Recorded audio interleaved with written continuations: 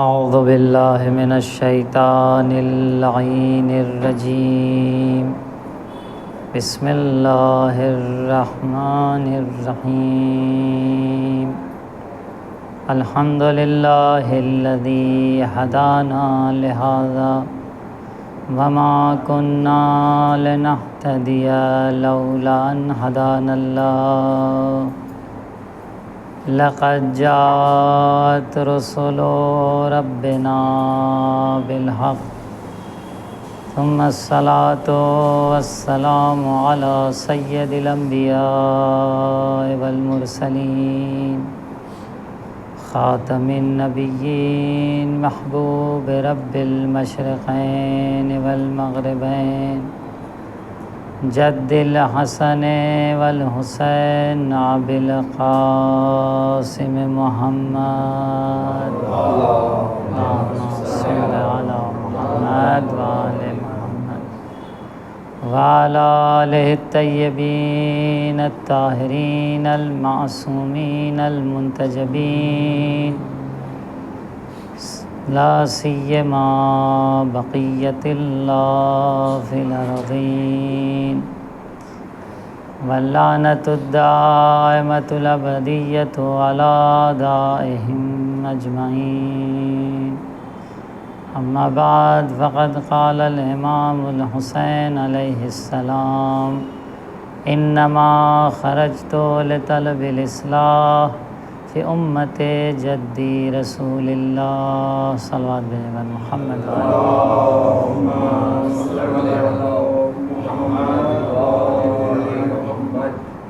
امام حسین علیہ السلام کی جو ذات ہے ذات بابرکت ہے، آپ نے شروع میں ہی اپنا مشن، اپنا مقصد، اپنا ارادہ بالکل واضح کر دیا، اور جن چیزوں کی طرف اشارہ کیا ان میں سے ایک چیز یہ بھی تھی کہ ہم اپنے جد کی سیرت پر چلنا چاہتے ہیں، اسیر و بصیرت جدی رسول اللہ، اور اس جملے سے آپ نے واضح کر دیا کہ ہمارے جد کی سیرت اور ہے اور یزید کی سیرت اور ہے، ہمارے جد کی سیرت اور ہے اور بنی امیہ کی سیرت اور ہے، ان دونوں سیرتوں میں فرق ہے۔ آپ دیکھیے ایک زمانے میں جب مولائے کائنات کو خلافت دینے کی بات آئی، تیسرے خلیفہ کے آنے سے پہلے تو مولائے کائنات کے سامنے یہی شرط رکھی گئی کہ ہم آپ کے ساتھ بیعت کریں گے لیکن آپ سیرت شیخین پر عمل کریں گے۔ کس کی سیرت پر؟ شیخین پہ، رسول اللہ کی سیرت اور شیخین کی سیرت پہ عمل کریں گے۔ تو مولائے کائنات نے فرمایا کہ میں اس شرط کے ساتھ تمہارا حاکم اور خلیفہ نہیں بنوں گا، قبول نہیں کیا۔ کیوں؟ کیونکہ شیخین کی جو سیرت ہے وہ رسول اللہ کی سیرت سے ہٹ کر ہے، انہوں نے رسول کو فالو نہیں کیا بلکہ الگ سے اپنی سیرت بنائی، اپنی سنت بنائی، اور اسلام میں جو دل میں آیا تبدیلیاں اور چینجنگ لاتے رہے۔ بہت سے احکام کو جو رسول نے حلال کیا تھا انہوں نے آ کر حرام کر دیا، بہت سے احکام کو جو رسول نے حرام کیا تھا وہ انہوں نے آ کے کیا کیا؟ حلال کر دیا، جبکہ رسول نے جو حلال و حرام کر دیا ہے اسے چینج کرنے کا کسی کو حق نہیں ہے۔ حلال محمد حلال الی یوم القیامہ وحرام محمد حرام الی یوم القیامہ، کیونکہ جو اسلام ہے وہ آخری دین ہے اور مکمل دین ہے۔ اگر دین کی کچھ باتیں رسول کے 23 سالہ تبلیغی زندگی میں بیان نہیں بھی ہو پائیں تو رسول کے جو حقیقی وارث تھے ائمہ طاہرین، امام، انہوں نے اس کی وضاحت کی، تفصیلات بیان کی۔ تو کوئی نیا دین، نئی شریعت کہ پیغمبر سے ہٹ کر پیغمبر نے کسی چیز کو حلال کیا اور کسی امام نے آ کے حرام کیا، ہاں اس میں اگر کوئی چیز اضافے کرنے کی ضرورت تھی جو اس زمانے میں بیان نہیں ہو پائی، کوئی حکم میں کچھ تفسیر، کچھ چیزوں کا اضافہ یا کچھ وضاحت کی اور ضرورت تھی یا کچھ کنڈیشن تھی، تو بے شک انہوں نے اہل بیت نے بیان کی۔ لیکن یہ کہ رسول اللہ نے ایک چیز کو حلال کیا اور وہ آئے حرام کر دیں۔ عمرہ تمتع کو انہوں نے کیا کیا؟ رسول اللہ کے زمانے میں متعتان کانتا فی عہد رسول اللہ وانا احرمہما، دو متع، ایک ازدواج موقت اور ایک عمرہ تمتع، دونوں کو حرام کر دیا۔ اب جو شخص عمرہ تمتع نہیں کرے گا، طواف النساء نہیں کرے گا، اس کا کیا ہوگا؟ یعنی کچھ ایسی پلاننگ انہوں نے کر رکھی تھی کہ آنے والی نسلوں کو حرام قرار دیا جائے، کیونکہ انہوں نے سن رکھا تھا کہ مولا کائنات کے بارے میں کہ یا علی آپ سے وہی محبت کرے گا جس کی ولادت میں طہارت ہوگی، لا یحبک الا طاہر الولادہ ولا یبغضک الا خبیث الولادہ۔ وہ سن چکے تھے حدیث رسول، تو انہوں نے کہا کوئی ایسا راستہ نکالا جائے کہ لوگوں کی نسلیں نجس ہو جائیں، لوگوں کی نسلیں طاہر نہ رہیں۔ جب لوگوں کی نسلیں طاہر نہیں رہیں گی تو پھر علی سے محبت کرنے والا کون ہوگا؟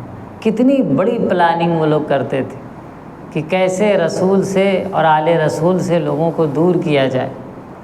اسی لیے ان چیزوں کو حرام کیا ہے جس کے حرام کرنے سے، کیونکہ حکم شریعت تو نہیں بدلتا ہے کسی کے حرام کرنے سے، جو ہے کہ بھائی اگر یہ دو چیز حرام کیا، ایسی چیز حرام کیا ہے کہ جس سے نسل پر اثر پڑنے والا ہے اور پڑا ہے، تو کیونکہ انہوں نے سن رکھا تھا کہ مولا کائنات کی محبت پاکیزہ انسان کرے، آؤ کچھ ایسا کرتے ہیں کہ نسلیں ہی پاکیزہ نہ رہیں، پھر کہاں سے علی کی محبت ان کے دل میں رہے گی۔ اب بہت زیادہ اس کی وضاحت میں نہیں جانا چاہتا، لیکن کہنے کا مقصد یہ ہے کہ وہاں پہ بھی مولا کائنات سے ہی کہا گیا کہ آپ سیرہ شیخین پر عمل کریں گے، اور مولا کائنات نے انکار کر دیا۔ تیسرے خلیفہ کے بننے سے پہلے مولا کائنات کے پاس بھی لوگ آئے تھے، جب شورا تشکیل پایا اور 6 لوگ، شورائے 6 نفر، 6 لوگ اس میں شامل تھے، تو یہی کہا گیا ہے علی ہم آپ کے ساتھ بیعت کرنے کو تیار ہیں، لیکن آپ سیرہ شیخین کے ساتھ اگر عمل کریں گے تو مولا کائنات نے انکار کر دیا۔ دیکھیے کبھی بھی اہل بیت کا کوئی فرد کسی منصب کے لیے اس حوالے سے آگے نہیں بڑھتا کہ لاؤ دو ہمارا منصب ہے ہمیں چاہیے۔ کیوں؟ دیکھیے فزیکل طور پر، نیچرل طور پر اگر کوئی یہ دعویٰ کرتا ہے کہ ہمیں یہ منصب چاہیے تو لوگوں کی نگاہیں کیا ہوتی ہیں کہ ان کو بھی دنیا کی خواہش ہے، ہوتی ہے نہیں ہوتی؟ ٹھیک ہے وہ امام ہیں، وہ معصوم ہیں، اللہ نے ان کو وہ عہدہ دے کر بھیجا ہے اور ان کو کسی کے نصب کرنے یا منصوب کرنے کی ضرورت نہیں ہے، لیکن پھر بھی جو ظاہری ایک فکر ہے معصوم کے بنسبت جو لوگوں میں پائی جاتی ہے، اگر وہ فکر خراب ہو جائے تو پھر معصوم کا اثر و رسوخ ختم ہو جائے۔ مولا کائنات نے رسول کرام اسلام کے بعد تلوار کیوں نہیں نکالی؟ اگر آپ بھی تلوار نکال لیتے اور کہتے کہ تم سقیفہ میں خلیفہ معین کرنا چاہتے ہو، نہیں حق میرا ہے اور مجھے بھی چاہیے، اور 10 20 50 لوگوں کو لے کر تلوار لے کے لڑنا شروع کر دیتے تو کیا لوگ کہتے حکومت کی لڑائی ہو رہی۔ کیا فرق رہ جاتا ان لوگوں میں جنہوں نے سقیفہ برپا کیا اور تلوار نکالی اور مولا کائنات میں؟ بھائی آپ بھی منصب کے لیے لڑ رہے ہیں، آپ بھی منصب کے لیے لڑ رہے ہیں، تو کس کو یقین ہے کہ یہ ان کو اللہ کی طرف سے دیا گیا ہے، ان کو نہیں دیا گیا ہے؟ اگر اتنا ہی لوگوں کو یقین ہوتا تو پھر دوسروں کے پاس کیوں جاتے، غیر کے پاس کیوں جاتے؟ لوگ تو اس منزل میں نہیں ہیں نا۔ حدیث میں ملتا ہے ارتد الناس بعد النبی الا ثلاثہ اور اربع، کہ رسول کے بعد لوگ مرتد ہو گئے، پلٹ گئے اپنی اصل کی طرف، صرف 3-4 لوگ، سلمان، ابو ذر، مقداد، عمار، یہ 2-4 لوگ بچے تھے۔ اب ان 2-4 لوگوں کو مولا کائنات مان لیجیے 10 20 ہو جاتے، لے کے اگر کھڑے ہو جاتے تو لوگ کیا کہتے؟ کہتے ہو بھائی یہ تو حکومت کی لڑائی تھی، وہ بھی تلوار نکالے تھے، یہ بھی تلوار نکالے تھے۔ وہ جو مقصد ہے اہل بیت کا، ایک فریش، ایک بالکل خالص چہرہ پیش کرنا کہ ہم حکومت کرنے نہیں آئے، ہم تو تمہارے ہدایت کی ذمہ داری لے کر آئے ہیں، تمہارے ہادی ہیں۔ تو ہدایت میں کیا شرط ہے؟ زبردستی ہدایت کی جائے گی؟ نہیں، ہدایت زبردستی نہیں ہوتی، اور زبردستی ہدایت ہو تو پھر وہ ہدایت نہیں۔ انا ہدیناہ السبیل اما شاکرا و اما کفورا، ہم نے راستہ دکھا دیا ہے، اب چاہو تو آپ شکر کا راستہ انتخاب کرو یا کفر کا راستہ انتخاب کرو، وہ آپ کے اوپر ہے۔ تو اہل بیت اس مشن کو پہنچانے آئے تھے، اس بات کو پہنچانے آئے تھے کہ ہم اللہ کی طرف سے تمہارے ہادی و رہنما ہیں، اگر تم مانتے ہو، اگر تم ہمارے اوپر ایمان لے آتے ہو تو فبہا، اگر نہیں لاتے ہو تو ہم اس ہدایت کی ذمہ داری کے لیے جو لوگوں کے نگاہ میں ایک منصب بن چکا ہے، ایک حکومت بن چکی ہے، اس کے لیے ہم لڑائی نہیں کریں گے، جنگ نہیں کریں گے، کیونکہ اگر جنگ کرتے ہیں تو لوگ سوچیں گے بھائی ان کو بھی تو وہی خواہش تھی، یہ بھی چاہتے تھے ہم بھی خلیفہ بنیں۔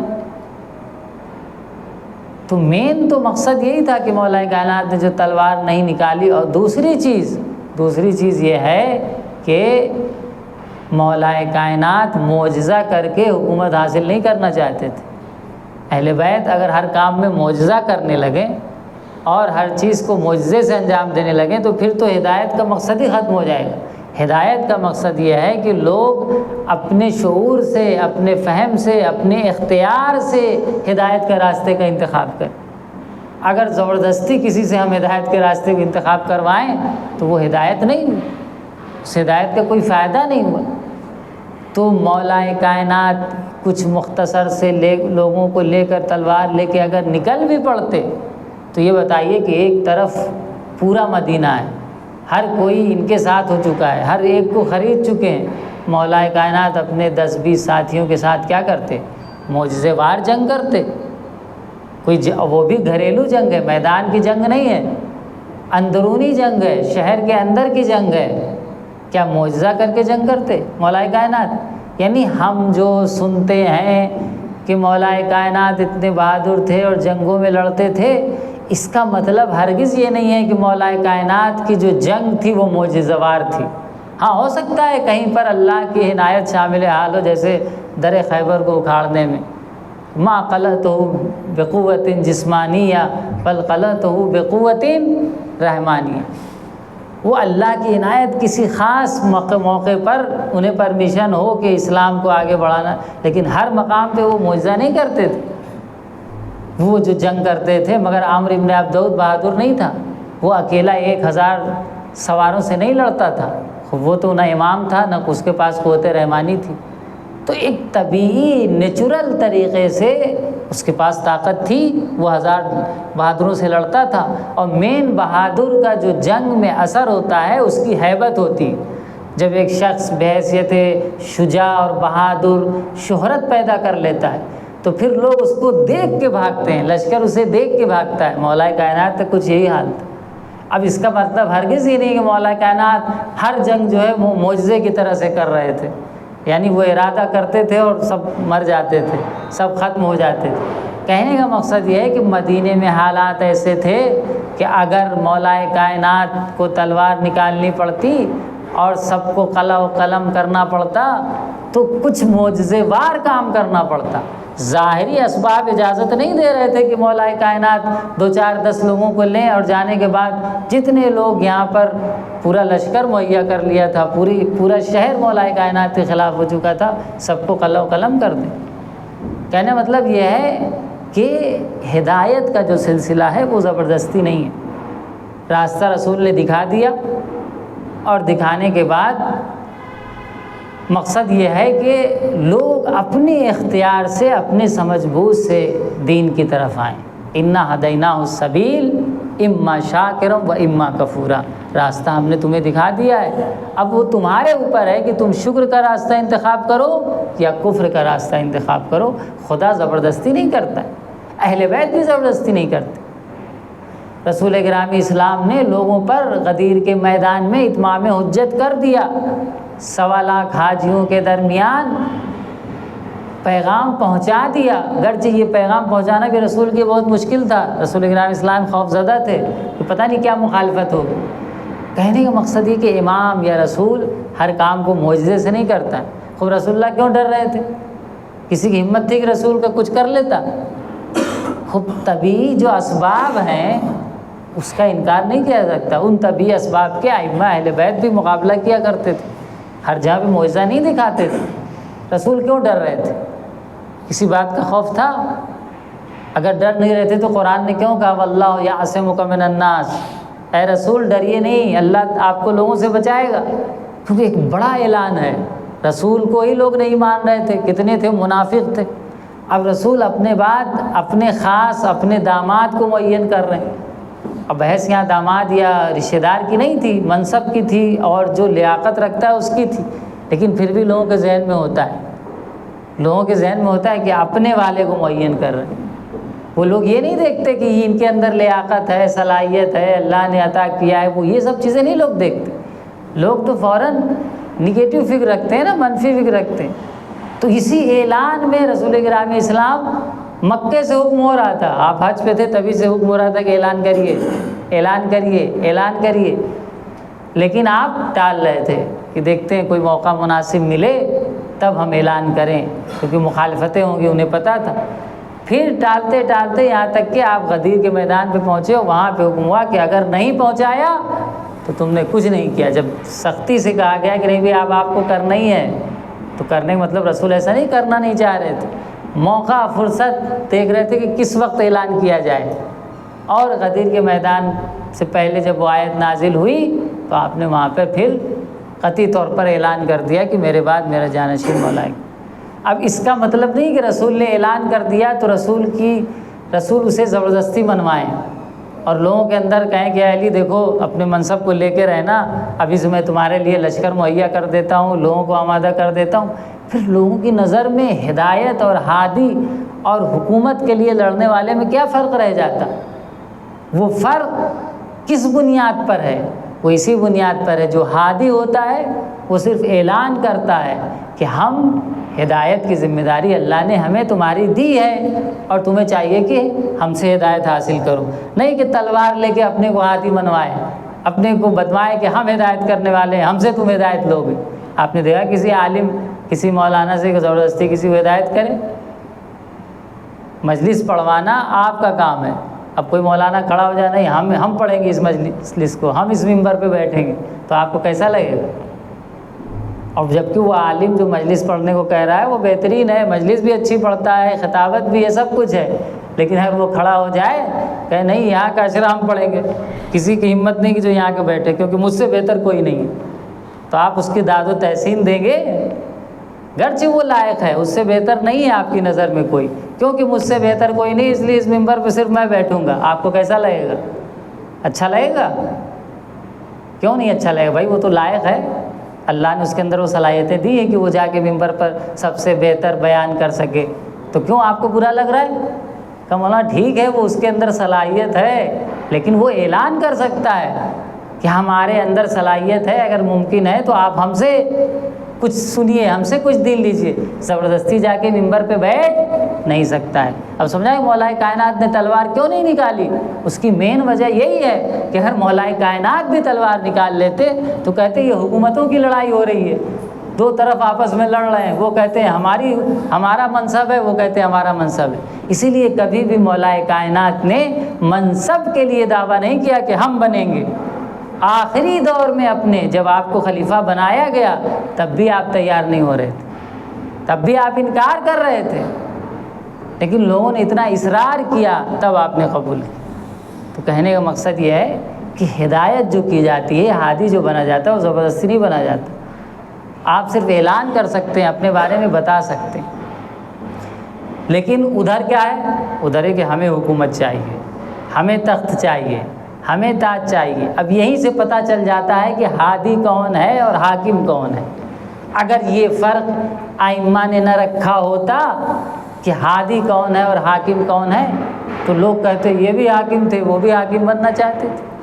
آج اتنا بہترین کردار اہل بیت نے پیش کیا اس کے باوجود بھی اہل بیت کو ماننے والے دنیا میں کتنے ہیں؟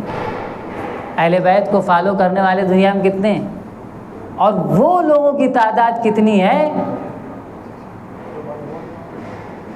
ان لوگوں کی تعداد کتنی ہے کہ جو خلیفاؤں کو فالو کر رہے ہیں، حاکموں کو فالو کر رہے ہیں؟ آپ دیکھ لیجیے کیوں اہل بیت مظلوم ہو گئے؟ مظلوم ضرور واقع ہوئے، لیکن کبھی اہل بیت کو کوئی حاکم کے عنوان سے نہیں دیکھتا ہے، ہمیشہ ہادی اور رہنما کے عنوان سے دیکھتا ہے۔ کیوں؟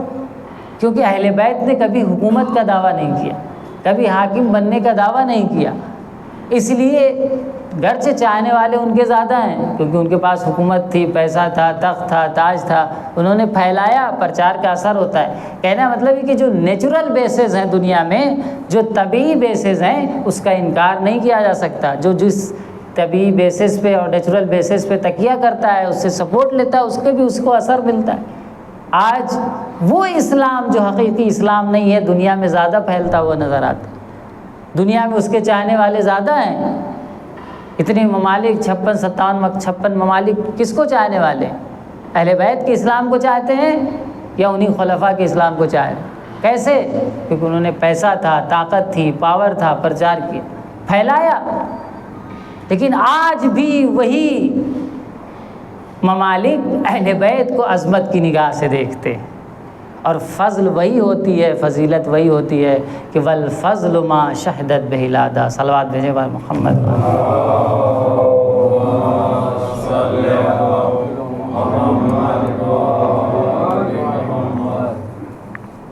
فضیلت وہی ہوتی ہے کہ جس کی گواہی دشمن دیا کرتا ہے۔ والفضل ما شہدت بہ العادا۔ بات آئی تو عرض کرتے چلے، معاویہ کا دربار ہے، امریاز بھی بیٹھا ہوا ہے اور یزید بھی بیٹھا ہوا ہے۔ یزید بھی ہے، امریاز بھی ہے۔ معاویہ کہتا ہے کہ علی کی فضیلت میں کچھ سناؤ۔ اللہ اکبر۔ یہ ہوتا ہے حقیقی فضیلت کہ دشمن بھی آپ کے فضائل سننا پسند کرے، گرچہ پتہ ہے کہ تخت ہمارے پاس، تاج ہمارے پاس، حکومت ہمارے پاس، پیسہ ہمارے پاس، سب کچھ ہمارے پاس ہے، لیکن پھر بھی اسے کہیں نہ کہیں اعتراف ہے اندر کہ ہم غلط پر ہیں اور ہم یہ سب زبردستی لیے بیٹھے ہوئے، حق تو کسی اور کا ہے۔ یہ اندر کا جو ضمیر ہے وہ بہت اہم ہوتا ہے۔ کہا فضیلت سناؤ، کہا آپ ہی شروع کریے۔ اس نے کہا آپ شروع کریے، اس کے بعد ہم بھی سنائیں گے۔ اچھا، وہاں شعر و شاعری اور فصاحت و بلاغت کا عرب میں کلچر تھا، ہر کوئی شخص، ہر تیسرا شخص شعر و شاعری کرتا تھا۔ تو معاویہ نے کہا کہ چلو میں ہی شروع کرتا ہوں۔ کہا خیر البریت بعد احمد حیدر۔ احمد مجتبیٰ محمد مصطفیٰ صلی اللہ علیہ وآلہ وسلم کے بعد اللہم صلی علی محمد وآلہ۔ اگر زمین پر کوئی ذات سب سے بہتر ہے تو وہ حیدر کرار امیر المومنین کی ذات ہے۔ کون کہہ رہا ہے؟ معاویہ شعر پڑھ رہا ہے۔ خیر البریت بعد احمد حیدر۔ بہترین لوگوں کے، تمام انسانوں میں سب سے بہترین انسان روئے زمین پر پیغمبر گرامی اسلام و نبی کریم کے بعد اگر کوئی ذات ہے تو وہ حیدر کرار علی ابن ابی طالب کی ذات۔ وَالنَّاسُ أَرْضٌ وَالْوَصِيُّ سَمَاءٌ۔ اور اگر علی کا مقابلہ دوسرے لوگوں سے کیا جائے کہ علی کیا ہیں اور دوسرے لوگ کیا ہیں، تو بالکل اسی طریقے سے مقابلہ ہوگا جس طریقے سے زمین و آسمان کا مقابلہ ہے۔ لوگ زمین ہیں اور علی آسمان ہے۔ یہ معاویہ شعر پڑھ رہا ہے، آپ سوچئے، اسے کہتے ہیں حق۔ حق وہ ہے جو سر چڑھ کے بولتا ہے، دشمن کے دربار میں منبر سے علی کے فضائل پڑھے جائیں۔ اہل بیت یہی چاہتے تھے، اہل بیت اپنی حقانیت کو لوگوں تک پہنچانا چاہتے تھے۔ انہیں تخت و تاج، حکومت، پاور کی ضرورت نہیں تھی، بلکہ اپنی حقانیت اور اپنے کو الہی نمائندہ ہونا دوسروں کے درمیان تک پہنچا سکے، یہ ان کا مقصد ہوا کرتا۔ اور وہ لوگ پہچانتے ہیں، آج بھی پہچانتے ہیں، گرچہ مانتے کسی اور کو ہیں، لیکن دل جس کا اعتراف کرے وہی حقیقی بڑا ہوا کرتا ہے۔ اس پہلے دن ہم نے مجلس میں عرض کیا تھا کہ دل کو جھکانا مشکل ہے، سر کو جھکانا آسان ہے۔ سر کو ہر منصب والا جھکوا سکتا ہے، لیکن دل کو ہر منصب والا نہیں جھکوا سکتا۔ دل کو وہی جھکوا سکتا ہے جس کے کردار میں اتنی بلندی پائی جائے کہ کردار دیکھنے کے بعد دل تواضع کرتا ہوا نظر آئے، دل سجدہ کرتا ہوا نظر آئے۔ اہل بیت وہ تھے۔ کہا ٹھیک ہے، معاویہ نے اپنے شعر سنا دیے، اب کہا عمرو عاص تم سناؤ۔ عمرو عاص نے بھی کہا کہ ملیحۃ ما شہدت بہ الضراء والحسن ما شہدت بہ الضراء۔ بہترین چیز ہے، اس کا ترجمہ سنیے، بہترین چیز ہے، بہت ہی اچھی چیز ہے، بہت نمکین بات ہے کہ کسی خاتون کی بہترین گواہی وہ ہے کہ جو کسی شخص کے 2 بیوی ہوں، ایک بیوی گواہی دے۔ ملیحۃ ما شہدت بہ الضراء، یعنی بہترین گواہی وہ ہوتی ہے کسی کی 2 بیوی ہیں اور ایک بیوی گواہی دے۔ کیا گواہی دے؟ والحسن ما شہدت بہ الضراء، یہ گواہی دے کہ دوسری بیوی خوبصورت۔ یہ کنایا ہے، یعنی کہنا چاہتے ہیں کہ اے معاویہ، عمرو عاص کہنا چاہ رہا ہے کہ اے معاویہ تو علی کا دشمن ہو کر بھی علی کے فضائل کا کلمہ پڑھ رہا ہے، یہ بتانا چاہتا تھا۔ لیکن کتنی بہترین مثال دیا، کیونکہ وہاں اتنا حسد ہوتا ہے کہ کوئی سوال ہی نہیں ہے کہ کوئی دوسرے کی خوبصورتی گواہی دے دے۔ تو یہاں بھی یہی کہنا چاہتا ہے کہ تو علی کا دشمن ہے، تجھے تو علی سے حسد ہونا چاہیے، لیکن اس کے باوجود بھی علی کے فضائل کا کلمہ پڑھ رہا ہے، تو اس سے خوبصورت، اس سے نمکین بات کچھ اور نہیں ہو سکتی۔ کہا یزید تو کلمہ پڑھ، تو سنا کچھ۔ یزید نے کہا مناقب ما شہدت بہ الاعداء، مناقب، فضیلت، منقبت وہ ہوتی ہے کہ جس کا دشمن کھڑا ہو کر قصیدہ پڑھے، جس کا دشمن کھڑا ہو کر کلمہ پڑھے۔ مناقب، منقبت وہ ہوتی ہے، یعنی حقیقی منقبت، حقیقی تعریف، مناقب ما شہدت بہ الاعداء، حقیقی منقبت، حقیقی تعریف، حقیقی قصیدہ خوانی وہی ہوتی ہے کہ جب دشمن کا قصیدہ پڑھے۔ والفضل ما شہدت بہ الاعداء، اور حقیقی فضیلت بھی وہی ہوا کرتی ہے کہ جس کی گواہی دشمن دیا کرتا ہے۔ صلوات بھیجے بر محمد۔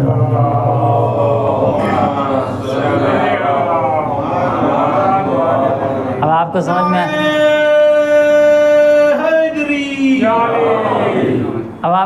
آیا کہ اہل بیت جو ہیں وہ بے شک سیرت رسول اللہ اور اہل بیت کی سیرت کو، اپنے اجداد کی سیرت کو پھیلانا چاہتے ہیں، لیکن اس کا مطلب نہیں ہے کہ تلوار کے زور پہ پھیلائیں، تلوار کی طاقت پہ پھیلائیں گے۔ جیسے وہ تلوار لے کے کھڑے ہوئے، ہم بھی تلوار لے کھڑے ہو جائیں تو ہمارے ان کے درمیان کیا فرق ہے؟ اسی لیے مولا کائنات نے تلوار نہیں نکالی۔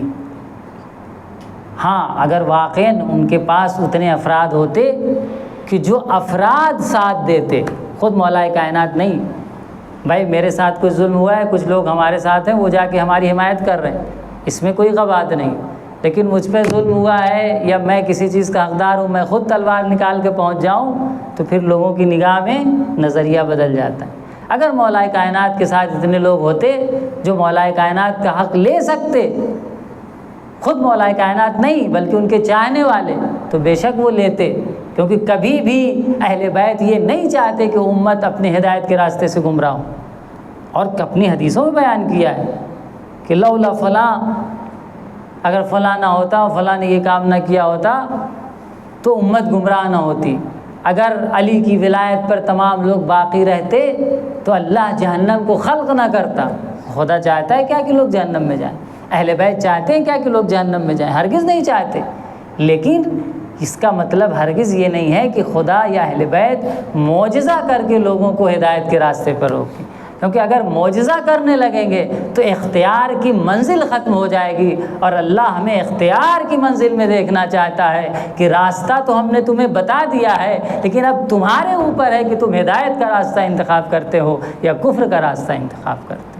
اسی میں بشر کا کمال ہے، اسی میں بشر کی ترقی ہے۔ اگر زبردستی ہدایت کر دی جائے تو پھر وہ ہدایت نہیں ہوگی۔ امام حسین علیہ الصلوۃ والسلام کیا فرما رہے ہیں کہ ہمارا مقصد اپنے جد کی سیرت پہ چلنا ہے. اسیر سیرت جدی رسول اللہ، شیخین کی سیرت پہ نہیں چلنا ہے، خلفاء کی سیرت پہ نہیں چلنا ہے، حاکموں کی سیرت پہ نہیں چلنا ہے، بلکہ وہ سیرت جو ہماری ذمہ داری ہے اور جس کے لیے رسول نے یہ کہا تھا کہ حسین منی وانا من الحسین، میرا حسین مجھ سے اور میں حسین سے. اس سیرت کو مجھے برقرار کرنا ہے، اس سیرت کو باقی رکھنا ہے. اب حق کا پیغام باقی رہنا چاہیے نہیں رہنا چاہیے. دیکھیے دو چیزیں ہیں. اسلام بہت ہی اگر غور کریں، دقت کریں تو بہت سی چیزیں سمجھ میں بھی آتی ہیں. تو ڈیفیکلٹ مذہب بھی ہے اور آسان مذہب بھی ہے. اگر آپ بہت سی چیزوں کو حقیقی معنی میں سمجھنا چاہیں تو بہت غور و فکر کی ضرورت ہے، بہت تجربے کی ضرورت ہے، بہت تعقل کی ضرورت ہے، بہت مطالعے کی ضرورت ہے. آسان بھی ہے اس حوالے سے کہ آپ کو اگر ہدایت لینا ہے، اس کی ابتدائی باتوں کو سمجھنا ہے تو آسان بھی. لیکن اگر اس کی بنیادوں کو آپ کھنگالنا چاہیں گے تو اسلام بہت ہی باریک مذہب ہے، بہت ہی لاجک کا مذہب ہے، بہت ہی منطق کا مذہب ہے، بہت ہی عقل و شعور کا مذہب ہے اسلام. تو آپ نے کیا فرمایا کہ ہمیں اپنے جد کی سیرت پہ چلنا ہے اور جد کی سیرت کو برقرار رکھنا ہے، جد کی سیرت کو چلانا ہے، اس کو برقرار رکھنا ہے. اور امام حسین نے اس کے لیے قیام کیا. دو چیزیں جو ابھی ہم نے اشارہ کیا، دو چیزیں.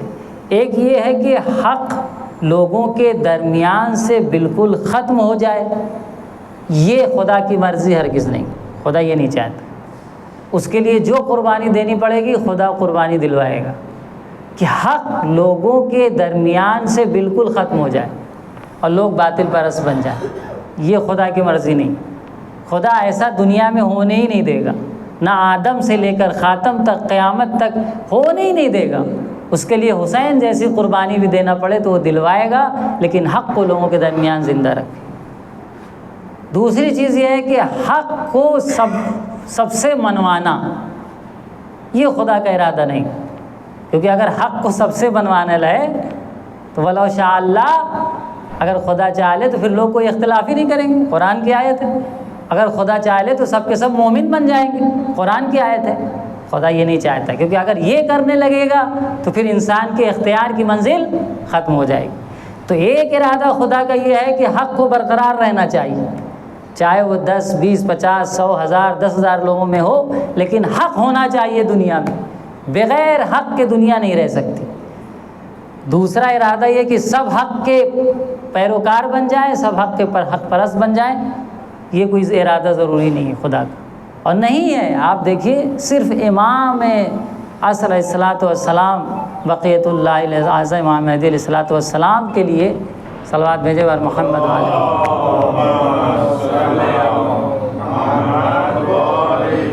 وہ بھی خدا دکھانا چاہتا ہے کہ اگر خدا چاہے تو وہ اس دنیا کو گلستان بنا سکتا ہے. خدا کا اپنے کمزور بندوں سے، اپنے ضعیف بندوں سے ایک وعدہ ہے کہ تم مت سمجھو کہ خدا قادر نہیں ہے، تمہیں غالب نہیں کر سکتا. سلیمان کو غالب کیا نہیں کیا. ایک زمانہ آئے گا جو فخر سلیمان آئے گا اور ہم دنیا پر نیک لوگوں کی حکومت کر کے بتلائیں گے کہ اگر خدا ارادہ کر لے تو نیک لوگ دنیا کے حاکم بن سکتے ہیں، دنیا پہ حکومت کرنے. وہ خدا کا ایک استثنائی ارادہ ہے. لیکن آدم سے لے کر قیامت تک، اور وہ بھی جب امام آئیں گے تو ایسا نہیں کہ سب مومن ہو جائیں گے. اگر سب مومن ہو جائیں گے تو امام کو زہر دینے والا کون ہوگا؟ امام کو شہید کرنے والا کون ہوگا؟ سب نہیں ہوں گے، لیکن اکثریت خیر کی طرف آ چکی ہو. یملأ الارض قسطا وعدلا کما ملئت ظلما وجورا. بعض لوگوں نے اس کو تفسیر کیا ہے کہ جس طریقے سے ظلم و جور سے بھری ہوگی ویسے ہی عدالت سے بھر جائے گی. کیا ظلم و جور ہر جگہ ہوگا؟ کہیں نہ کہیں تو ظلم و جور نہیں ہوگا. تو ظلم و جور کی اکثریت ہوگی، عدالت کی اس جگہ پر اکثریت، یعنی پلٹ جائے گا، پاسا بالکل پلٹ جائے گا. جس طریقے سے ظلم و جور سے بھری ہوگی، خوب ظلم و جور کیا 100% ہوگا؟ نہیں، 80% 90% ظلم و جور ہوگا نا، 10% تو عدالت ہوگی. اسی طریقے سے عدالت سے بھر دے گا، یعنی 90% عدالت ہوگی، 10% ظلم و جور رہ جائے. بعض لوگوں نے اس طرح سے اس حدیث کو تفسیر کیا ہے. صلوات بھیجیں بر محمد.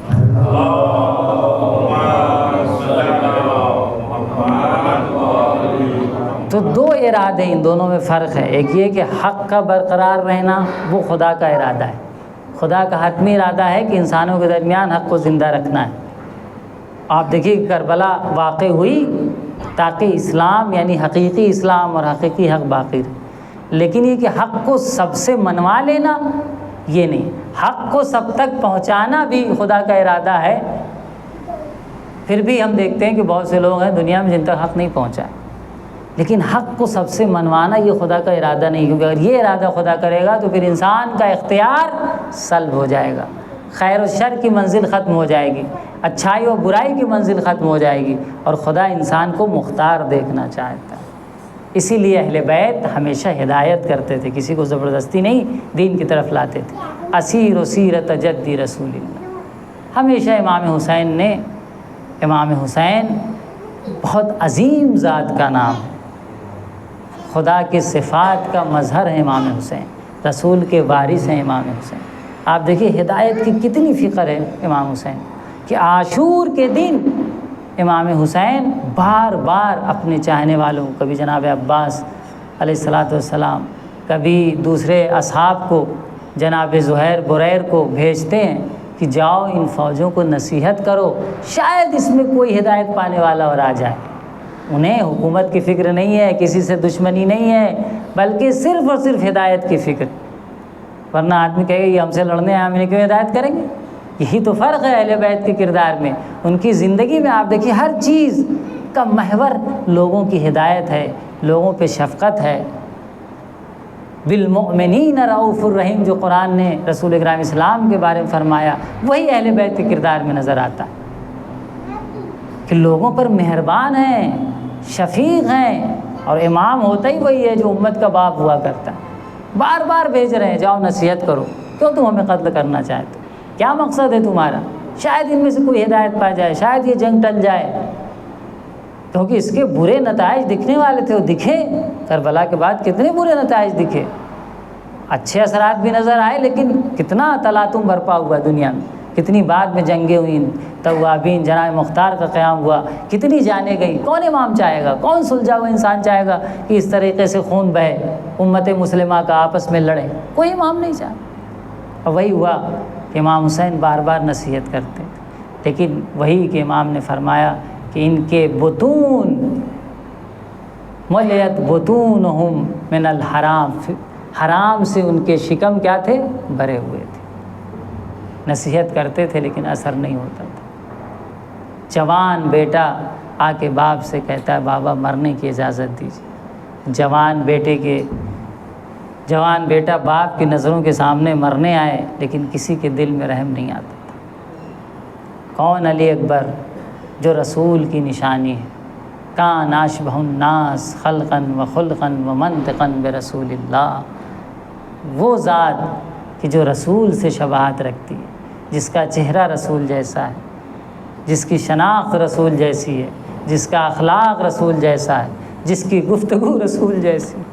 اب بتائیے امام حسین کو رسول سے کتنی محبت تھی، امام حسین نانا سے کتنی محبت کرتے تھے، جب بھی نانا کی یاد آتی رہی ہوگی علی اکبر کا چہرہ دیکھ لیا کرتے۔ وہ بیٹا آتا ہے کہتا ہے بابا جان مجھے بھی مرنے کی اجازت دیجیے۔ آپ ایک باپ کے دل سے پوچھئے کہ اپنی نظروں کے سامنے اپنے بیٹے کی مرنے کی اجازت کیسے دے گا؟ اس لیے بعض نے کہا ہے کہ اگر جب کسی ماں باپ کے سامنے اس کے بچے ذبح کیے جاتے ہیں تو باپ اور ماں کے دل میں ناسور بن جاتا ہے، زخم بن جاتا ہے۔ اور اس کے لیے ایک واقعہ بھی ہے، صاحب معلوم ستہ نے نقل کیا ہے کہ دو شخص آپس میں ایک اونٹنی کے بارے میں لڑ رہے تھے، رسول اکرم اسلام کے سامنے لے آئے، ایک کہتا ہے یہ اونٹنی میری ہے، دوسرا کہتا ہے اونٹنی میری۔ ایک رسول نے کہا تمہارے پاس کوئی شاہد ہے، کوئی دلیل ہے تم لوگوں میں پاس؟ ایک نے کہا ہاں میرے پاس ہے شاہد۔ کیا شاہد؟ کہا اگر اس اونٹنی کو ذبح کریں گے تو اس کے دل میں 2 سوراخ نکلیں گے۔ اللہ اکبر۔ کہا وہ کیسے؟ کہا آپ ذبح کر کے دیکھ لیجئے، اس کے دل میں 2 سوراخ نکلیں گے اور اس سے آپ سمجھ سکتے کہ اونٹنی میری ہے۔ کہا ٹھیک ہے ذبح کرو۔ اونٹنی کو ذبح کیا، اس کے دل میں زخم اور سوراخ تھا۔ رسول اللہ نے پوچھا تمہیں کیسے پتہ چلا کہ اس کے دل میں سوراخ ہے؟ کہا میں نے اس کے 2 بچوں کو اس کی نظروں کے سامنے ذبح کیا۔ ذرا حسین کے دل سے پوچھئے جب علی اکبر کو حسین کی نظروں کے سامنے سبق کیا جا رہا تھا۔ اجرکم اللہ، اجرکم اللہ۔ آواز گریہ بلند عزیزوں، اچھے محرم ہو چکی ہے، حسین کو پرسہ دے رہے ہیں، شہزادی فاطمہ کو اب مسلسل پرسہ دے رہے ہیں، شہزادی ہمارے آنسوؤں کو قبول فرمائیں۔ اجرکم اللہ۔ عزیز علی اکبر آتے ہیں، بابا مرنے کی اجازت ہے؟ امام حسین کہتے ہیں بیٹا میں کیسے تمہیں مرنے کی اجازت دے دوں، جب بھی میں نانا کی زیارت کا مشتاق ہوتا تھا تمہیں دیکھ لیا کرتا تھا۔ اصرار بڑھا، جناب علی اکبر کو اجازت ملی، جناب علی اکبر کو گھوڑے پر سوار کیا۔ سوار کرنے کے بعد جب علی اکبر رخصت ہوئے ہیں تو تھوڑی دیر ابھی چلے تھے کہ پیچھے سے ایک آہٹ محسوس کرتے ہیں، مڑ کے دیکھتے ہیں ضعیف باپ ہے، کمر پہ ہاتھ رکھے ہوئے چلا۔ جناب علی اکبر گھوڑے سے اترتے ہیں، بابا کو سینے سے لگاتے، بابا آپ تو مجھے مرنے کی اجازت دے چکے تھے، اب آپ کیوں پیچھے پیچھے چلے آ رہے ہیں؟ امام حسین ایک جملہ کہتے ہیں، بیٹا کاش تم صاحب اولاد ہوتے تو سمجھ سکتے کہ باپ کے دل میں بیٹے کی۔ بس عزیز و حسین نے ایک مرتبہ پھر علی اکبر کو رخصت کیا، اور رخصت کرنے کے بعد جناب علی اکبر چلے، جنگ کرنا شروع کیا۔ جنگ کرتے کرتے ایک مرتبہ ماں اس منظر کو دیکھ رہی تھی، لیکن ماں کے دل میں خواہش ہوتی ہے، جوان بیٹا ہے، بڑی مشقت سے پال کے مائیں بڑا کرتی ہیں۔ ایک مرتبہ آگے کہتی میں چاہتی ہوں کہ علی اکبر کو پھر سے زیارت کر لوں۔ کہا جاؤ، کوئی دشمن حملہ کر رہا ہے، کوئی بہادر علی اکبر پہ حملہ کر رہا ہے، جاؤ اس کے لیے دعا کرو۔ جناب ام لیلہ اپنے خیمے میں جاتی ہیں، دستے بالوں کو بکھراتی ہیں، دستے دعا بلند کرتی ہیں، یا راد یوسف علی یعقوب، ارے اے یوسف کو یعقوب سے ملانے والے میرے بیٹے کو مجھ سے ملا دے۔ اجرکم اللہ۔ یہ کہنا تھا کہ کیا دیکھتے ہیں جناب علی اکبر چلے آ رہے ہیں، امام حسین کی خدمت میں پہنچتے ہیں۔ پہنچنے کے بعد کہتے ہیں، بابا العطش قد قتلنی، بابا پیاس مجھے مارے ڈال رہی ہے، وثقل الحدید کا جھجھدنی، اور یہ جو میں نے اسلحے پہن رکھے ہیں، میں نے جو ذرائع پہن رکھی ہے، مجھے اذیت کر رہی ہے۔ بابا اگر ایک گھٹ پانی کا انتظام ہو جاتا تو بابا پھر میں اس دشمنوں کو بتاتا کہ میں بھی حسین کا بیٹا ہوں۔ اللہ اکبر۔ بیٹا آخری وقت میں ایک خواہش اپنے باپ سے ظاہر کرے، اللہ حسین کی مجبوری، لیکن اس حسین کی مجبوری کو دیکھیے کہ اکبر کی اس خواہش کو پورا نہیں کر سکتے۔ کہا بیٹا پانی تو ہے نہیں، ایسا کرو کہ اپنی زبان کو میرے دہن میں ڈال دو، شاید تھوڑا سکون مل جائے۔ جناب علی اکبر نے اپنی زبان کو امام حسین کے دہن مبارک میں رکھا۔ عزیزو جیسے ہی رکھنا تھا ایک مرتبہ زبان کھینچ لیا، ارے بابا آپ کے دہن میں، آپ کے زبان پر تو اور کانٹے پڑے ہوئے ہیں۔ اجرکم اللہ۔ علی اکبر رخصت ہوئے، جنگ کرنا شروع کی۔ جنگ کرتے کرتے جب لائنوں کا حملہ بڑھا، ایک مرتبہ جناب علی اکبر آواز دیتے ہیں، بابا نصرت کو آئیے۔ ارے باپ کے دل سے پوچھئے، جب علی اکبر گھوڑے سے گرے ہوں گے، امام حسین بہت تیزی سے مقتل کی طرف بڑھتے ہیں، لیکن حسین کی آنکھوں کے سامنے اندھیرا ہو جاتا ہے۔ بیٹا علی اکبر کہاں ہو، آواز دو، بابا تمہیں تلاش کر رہا ہے۔ بیٹا علی اکبر کہاں ہو، آواز دو، بابا تمہیں تلاش کر رہا ہے۔ ایک تشیب سے آواز آتی ہے، بابا علی اکبر یہاں سینے پہ برچھی لے کر آرام کر رہا ہے۔ حسین علی اکبر کی بالین پر پہنچتے ہیں، جوان بیٹا نظروں کے سامنے ایڑیاں لگڑ رہا ہے، دو زانو ہو کر بیٹھ جاتے ہیں۔ بابا نیزے کی انی سینے میں بہت تکلیف پہنچا رہی ہے، اگر ہو سکے تو اس نیزے کی انی کو نکال دیجئے۔ بس عزیزو ایک مرتبہ حسین دو زانو ہو کر بیٹھتے ہیں، جوان بیٹے کے کلیجے سے نیزے کی انی نکالنا چاہتے ہیں۔ ارے نجف کی طرف رخ کرتے ہیں، بابا ارے خیبر کا در اٹھانا آسان ہے، جوان بیٹے کے کلیجے سے نیزے کی انی نکالنا بہت مشکل ہے۔ الا لعنت اللہ علی القوم الظالمین وسیعلم الذین ظلموا ای منقلب ینقلبون۔